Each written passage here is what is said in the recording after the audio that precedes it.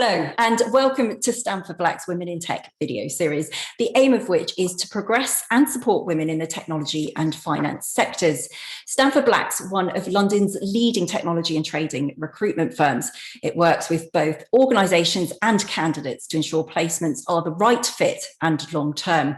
Today's conversation, we're focusing on swapping sectors, and I'm delighted that joining me today are Fernanda Castillo, a software engineer at JPMC. Hello, Fernanda. Hi.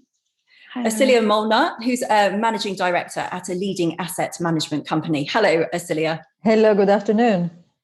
And Vanessa Menendez-Covelo, who is the owner of Covelo Acupuncture. Hello, Vanessa. Hi, glad to be here. Good to meet you all, and thank you very much for joining us today. So first of all, I guess it would be a great place to start by asking you individually, what was your original job and what are you doing now? And I guess, why did you decide to change? Who wants to go first? Who's brave? I trained as a computer scientist, and first I worked for a few years building speech recognition systems. So I guess that my first change in sector was when I changed from doing that to working for investment banking technology.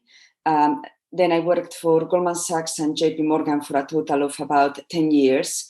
And then in 2016, I stopped doing that to retrain as an acupuncturist, which is what I do now. Fantastic. So a real change. And what would you say was the pivotal moment that caused the change? That's a really good question. I don't think that there was like one specific moment. Maybe one day I got home and I was really tired from work and I thought something needs to change. But it was more of a slow progress towards that. So even from the very beginning of my career in technology, I always had a really strong interest in yoga, in the body, in somatic practices. And over those 15 years of work, I took 2 1-month sabbaticals and 2 1-year-long sabbaticals. So it was happening. And then one day I took the plunge. Brilliant. And Fernanda, what about yourself? Was yours a transition or was it a pivotal moment? And what were you doing before you changed? Sure. So I was a designer originally, and now I'm a software developer. And I think for me, it was a little bit more of a transition. So I transitioned within my career from software engineering to design, and then I transitioned back while I was in my first job. I wouldn't say that it happened and I would know the date that it happened. It kind of like just flowed. And what about yourself, Acilia? Was it again a transition like for Fernanda, or a gradual progression with Vanessa as well? I suppose I could say a bit of both. Just to make it, easier, I suppose. But so it's been a progression, first of all, because within asset management, which is what I've been doing for the last 20 years, there's been a lot of different roles that are covered. And so that's kept me on the job, so to speak, because I think if I had, done the same thing over and over again, probably I wouldn't, I continue to stay there for 20 years. So definitely a progression within asset management, covering and, looking at different areas and parts of it, from communication to sales, marketing, operations, governance, you name it. So quite a few of those things and elements. And then more specifically, in terms of transition, there's been a gradual transition and an awareness of wanting to change. And I think time to figure out what the change would be and how they would shape up, going forward, my future within the organization and then within the sector and within, my lifestyle and choices. Having taken the plunge, as you mentioned, Vanessa, would you have advice for anybody who's perhaps sitting there in their tech role or their financial services role and they're not yet picking up the phone to say Stanford Black and say, help, I need to see what the new opportunities are? What would you guys say is crucial before making that leap? So I think something that's quite important is to really understand whether you need a change because, something inside your mind says, I really want to do something different, or whether you're actually unhappy at work. And if you're unhappy at work, then I would actually advise trying to make yourself happy at work before you throw everything away, in a sense. So, I think sometimes everyone's got a bad day at work and they go home and they're like, I'm quitting everything and I'm going to become a farmer in Seville, which is, I'm sure it's a fantastic life. but I would advise basically thinking, is it that I don't like this specific role? Is it that there's an obstacle at work that I cannot get around or past? Or is it that I need internal mobility? Is it that there's another company that I would be a better fit with? Or is it really that I just want to do something different with my life? But I think that something different with my life might probably be the last kind of like line, or in that line of thought, the last option maybe. And Fernanda, what about yourself? Or because I guess if you were sort of trying things out whilst you were working, it wasn't such a abrupt, I'm swapping now. It was more gradual, wasn't it? That's right. I think like I couldn't put it better than Vanessa did, but I think that luckily for me, what happened is that I could have opportunities within my work to try new things. So I would advise like as much as you can do that and find maybe like other niches that you would like. Then as Vanessa said, you don't need to move to a farm in order to discover if something else that you like, but you could just have something that you're passionate about very close to you and actually very accessible, because sometimes the companies are very happy to help you do the transition. So I think it is important to explore that first. Cecilia, what would your top tip or piece of advice be for someone who's considering making a change? Speak to lots of people.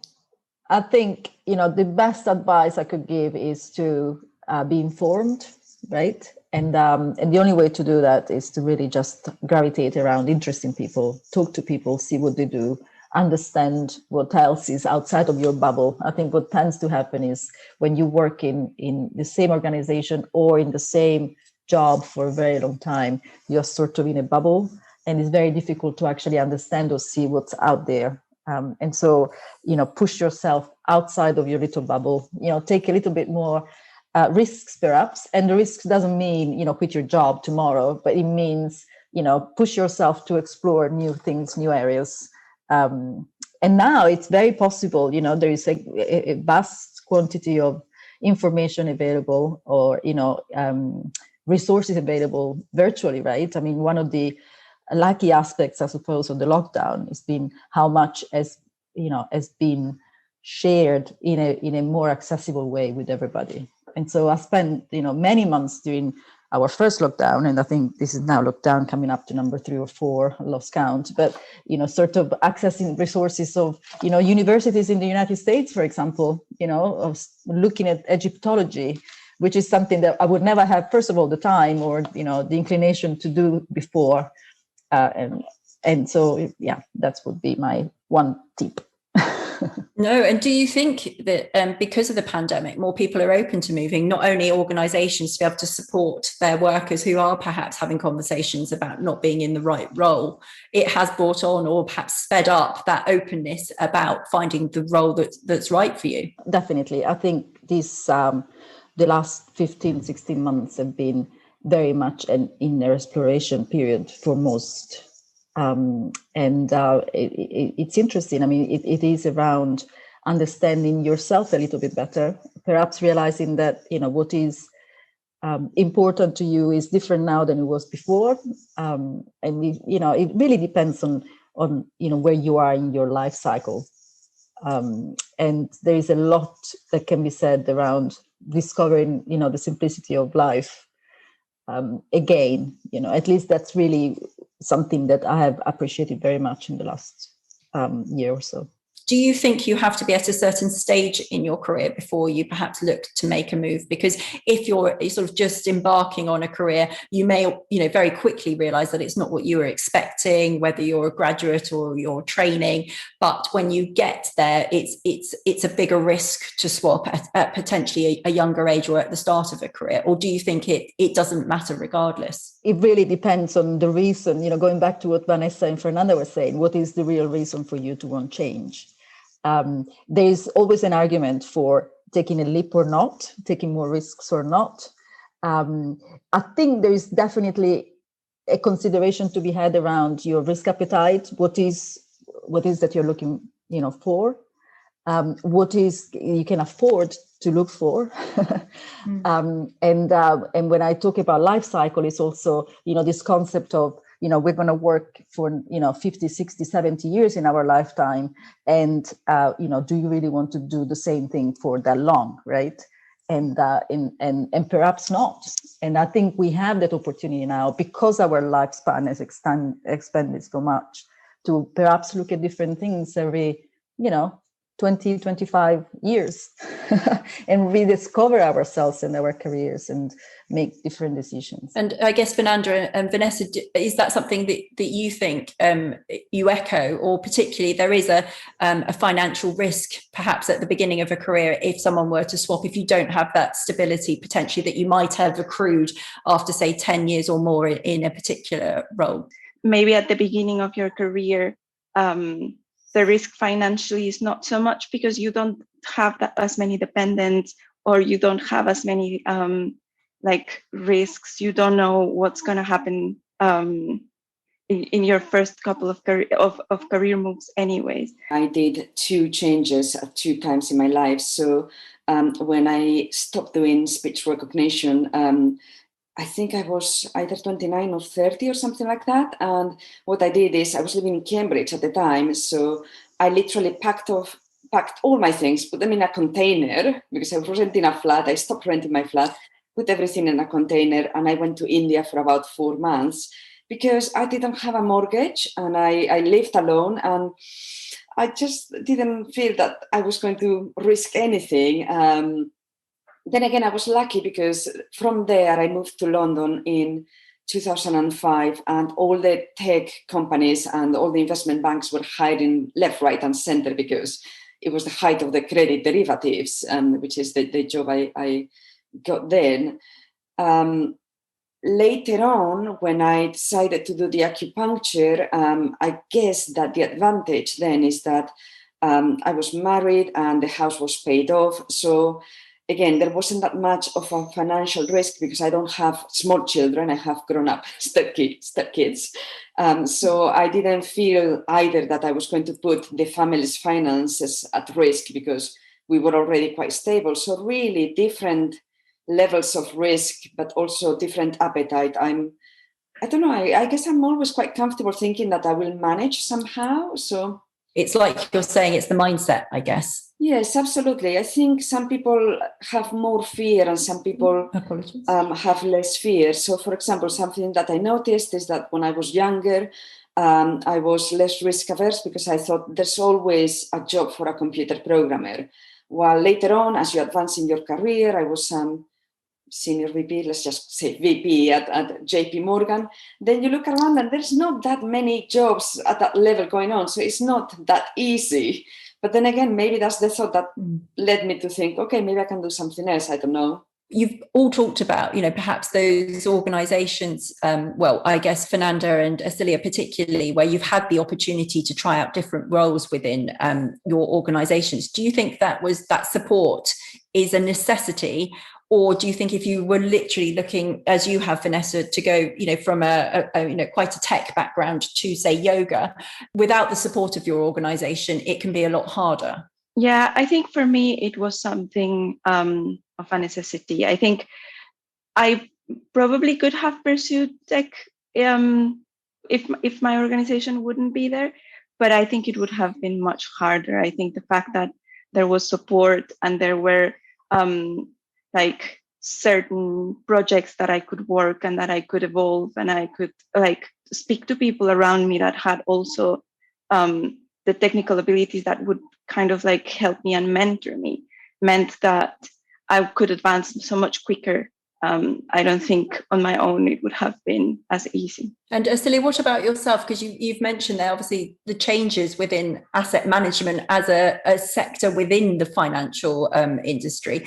Do you think, again, having a supportive organisation where you have been able to try different hats and different roles through your career has given you that confidence that you mentioned about being able to make a transition or a switch? Yes, definitely. Well, first of all, I think it's, at least in our organization, we believe is extremely important to have people do what they're best at doing.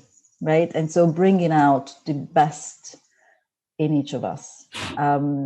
Because otherwise you don't get to do the best job that you can possibly do, and the organization suffers as a consequence. So we are very much trying to help people find their vocation in a way within, of course, a business organization. For me, it was, I think, I like to try new things, and I get perhaps bored very frequently. So it was definitely the best way to actually, have me committed to the organization for so long. Looking at the wider industries with finance and tech, do you think they're naturally, because of the advancements in technology, particularly and with fintech, that there is naturally a lot of crossover? So perhaps compared to other sectors, it's a lot easier to be able to transition between roles. There's a lot of knowledge in the old way of doing business that is needed perhaps in the new way of doing business, right? So there's definitely capabilities and knowledge and experiences that need to be shared, right? And so fintech is the new thing. It used to be called .com when I started off, so many years ago. But asset management companies are becoming more and more technology companies themselves. And so there is definitely a variety of roles for women and people with a technical background to actually join, an old traditional asset management firm versus a more, sort of newbie, startup-y fintech organization. And the boundaries are becoming very fluid. Vanessa, as well, one thing that springs to mind where you've gone, from a computer background and now you're working with acupuncture and yoga. Do you find some of your clients are harnessed from your network, having worked in that industry? So because people know you from a different background, they've then sought you out for your new business. Would that be a fair, or have you literally started from scratch because you're in a different place, or not perhaps based in the city? Something that was really important for me is to not commute anymore. I am quite sensitive to energies. That's probably why I do acupuncture and yoga. And I found that I was commuting from North London to Canary Wharf, which was an hour and 10 minutes on a good day. And my energy was just draining just on the commute. I found it really, really hard. So I've set up my clinic literally 30 seconds down from my house. And also when I teach my yoga classes, they're all local. So I've sourced my patients and my clients from the local community, which has actually been a really great experience, because before I used to get up in the morning, go to my yoga studio in Houston, then from there I would go to work, use the gym at work to shower, get ready, then work many hours, go back home, and in the end on the weekends I usually spend a lot of the weekend sleeping. So I now have a lot stronger sense of community in my little London village where I live. When we're talking about the wider industry as a whole, do you think it's easier within tech and finance particularly to be able to swap your job because there's just an abundance of roles within those sectors? Yeah, I guess I feel like there is kind of a lot of commonalities between not only tech, not only fintech, but tech in general. So I think that a lot of the skills can just be moved to a lot of different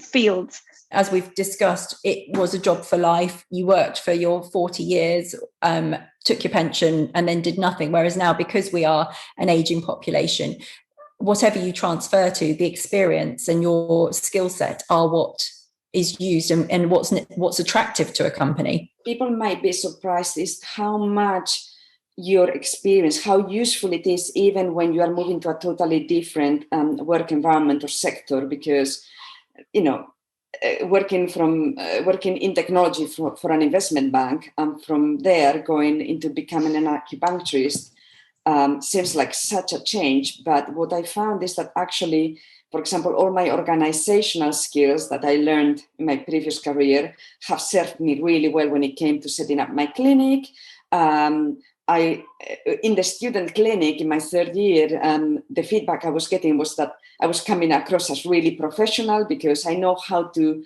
talk to strangers, because in technology you keep having to call people and tell them that you're having this issue or trying to resolve their issue. So I was surprised at how much of the work I did before, how much I'm still using now, even though in theory they've got nothing in common.